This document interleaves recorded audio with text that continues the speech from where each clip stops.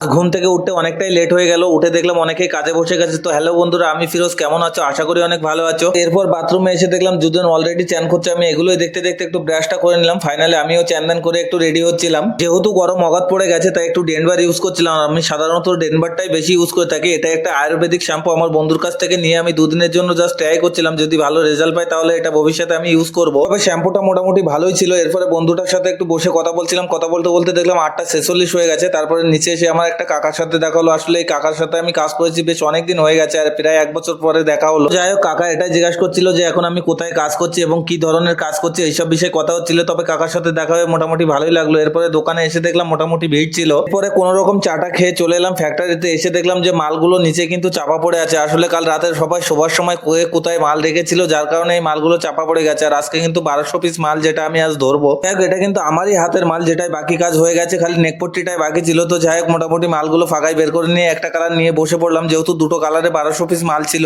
যাই হোক, দিনের পর দিন যেভাবে সেলাই কাজের রেট কমে যাচ্ছে, হয়তো দুদিন পরে আমাদেরকে ভ্যান চালিয়ে খেতে হবে। জানি না কপালে কি আছে। তবে বন্ধুরা, ভিডিওটা যদি ভালো লেগে থাকে প্লিজ একটা লাইক করে দিও। আর চ্যানেলে যদি নতুন হয়ে থাকো তাহলে সাবস্ক্রাইব করতে ভুলো না। এখন বাজে বেলা 1:30, তাই দুপুরের খাবারটা নিয়ে বসে গেলাম। চলো